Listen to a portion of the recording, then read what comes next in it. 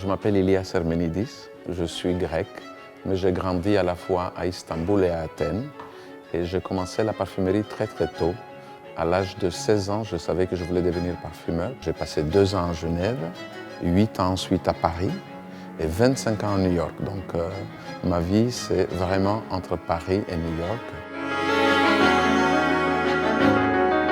Je m'appelle Philippe Apparel-Paris, parfumeur senior à Symrise. Je suis basé à Dubaï depuis 3 ans, après avoir travaillé en Asie pendant 15 ans. J'ai toujours voulu faire ce métier et déjà depuis mon plus jeune âge, j'ai orienté toutes mes études dans le but de devenir un jour parfumeur. Très rapidement, je suis partie à l'étranger pour compléter ma formation. Je m'appelle Ilana Khan, je suis évaluatrice pour le groupe Symrise depuis bientôt 5 ans. J'ai étudié marketing, puis j'ai fait une école de parfumerie à Grasse, le GIP. Je suis basée à Barcelone. À note de tête, j'ai choisi de travailler avec des matières très vibrantes. La bergamote de Calabre, la meilleure, celle du sud de l'Italie, combinée à une poivre rose et avec une touche de lavande de Seillan pour cette touche un petit peu française, aromatique au départ. La note de cœur, c'est une combinaison plus narcotique d'une fraction de patchouli, patchouli prisma, un de nos meilleurs naturels. Donc, et de la note de fond très addictive, je l'ai voulu très addictive, avec le cèdre amber, le santal d'Australie, le vétiver de Haïti. Toujours de très belles matières premières, toujours un choix de qualité, de molécules et de naturel exceptionnel pour My Soul for Him. Pour My Soul, j'ai porté toute mon attention sur le choix des matières premières. J'ai construit l'accord fleur blanche sur une qualité exceptionnelle de jasmin sambac. J'ai ajouté aussi de la nérolione. J'ai facetté le bouquet floral avec des notes comme le rosafène et le magnoliane qui apportent une note fruitée, beaucoup plus colorée, beaucoup plus joyeuse.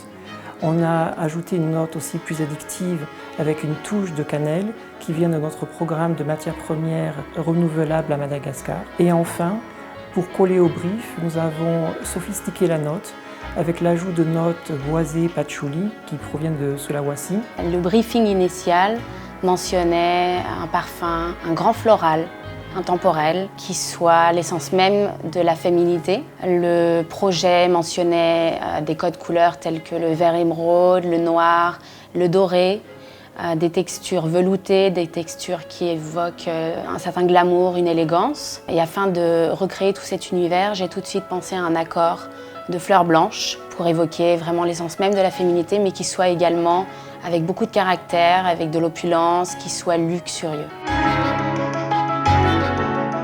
J'ai eu la chance d'avoir une direction artistique, des équipes de création qui savaient exactement ce qu'ils voulaient. Ils m'ont très bien guidé.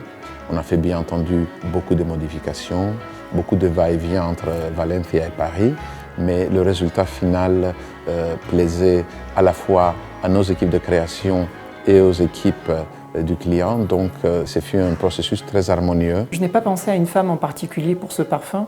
Je pense que la féminité de nos jours est très complexe et variée. Ce que j'ai voulu faire avec ce parfum, c'est toucher le plus de femmes possible. Ce sont des créations qui sont vraiment de grande qualité. Donc je vais demander de mettre au service son expertise et de s'assurer que sa création réponde à un goût plus européen, tout en gardant ce souci de sillage et de tenue, qui faisait partie du briefing principal de Mercadona.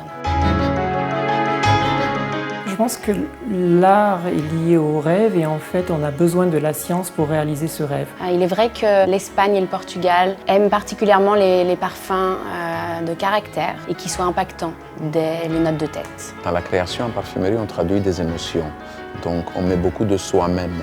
On peut être influencé par beaucoup de choses, par le monde qui nous entoure, par nos origines, par l'art, par nos voyages.